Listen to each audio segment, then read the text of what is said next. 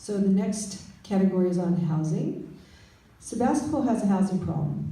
How would you address rent control, workforce housing, granny units, and Airbnbs? And we're starting with Lisa. So rent control, I did, when I started to run for office, I knew this would be something that people would want to know about, and I got a list, and it's a very short list of the units in Sebastopol that would be eligible for rent control.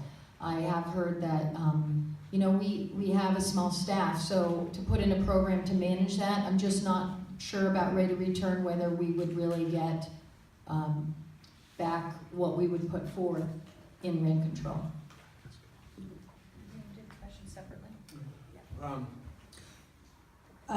They're all batched, all four of them within your 1 minute. Oh, sorry. Okay. So because I wasn't clear,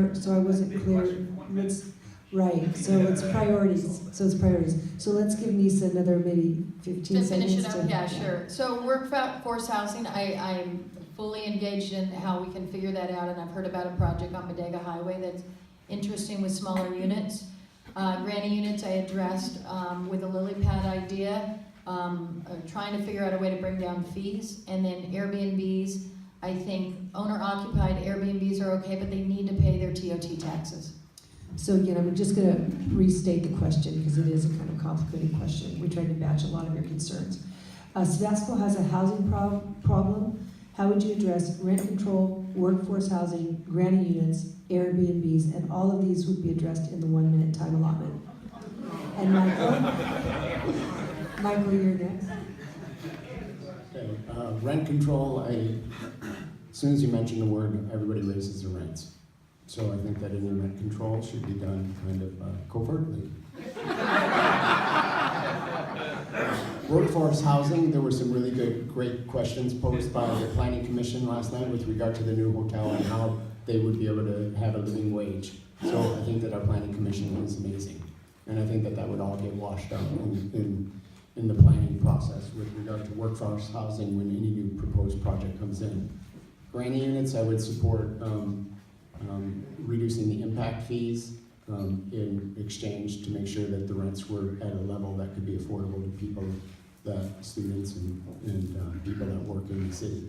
With Airbnb, I would encourage that they pay their taxes, they pay their fair share, that they register as a business, that they get a business license, and that they contribute to the city.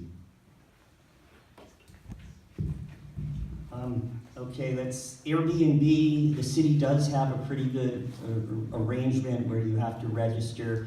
I seen what happened in Petaluma. People are not happy with their neighborhoods being turned, transients instead of community. I prefer community to transients. That being said, we should be able to sublease, like if I go in camping for 2 weeks or something like that. I think there should be a minimum number of days in a TOT tax, and it should be a little less onerous in terms of the city regulation, but it should absolutely be clear that there's a minimum number of days. We don't, so sublease, yes, Airbnb, short-term, more problematic. Workforce housing, granny units, rent control, it's all tied up. I've written about rent control a lot for 30 years coming back from New York City.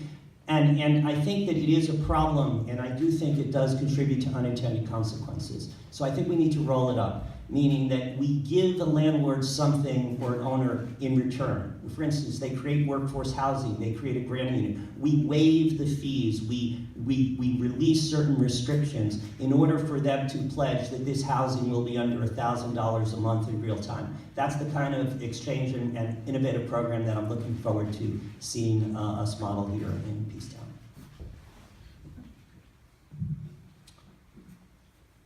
Okay, you want this under a minute. Here we go. I'm going to talk fast, as fast as I can. So I fully agree that Airbnb needs to pay their folks need to pay their share. I think it's a great way to balance housing costs for folks. Impact fees, lower those, absolutely. Lily pad idea that Nisa talked about, fantastic, taking bigger houses, making them into a couple of houses. We're not going to build our way out of this crisis, folks. There's no way. We're going to hit our carrying capacity on water, and then what? We need to think as we're already there so we can be working towards the goals of how do we create affordable housing when we can't reduce the cost through building And you know, we actually have to tuck things in, mixed-use housing, granny units. We need to look for all the nooks and crannies. As we're doing developments in our downtown core, I want to see housing on the top. We need a 100-year plan, folks. We need to take existing stock, purchase it, convert it, and hold it in perpetuity, in either common ownership or with nonprofits. We really need a long-term plan. This is such a complex issue. I really love hearing the ideas here. We need to use the connections we have. I'm really proud to have Senator McGuire's endorsement. I'm going to work.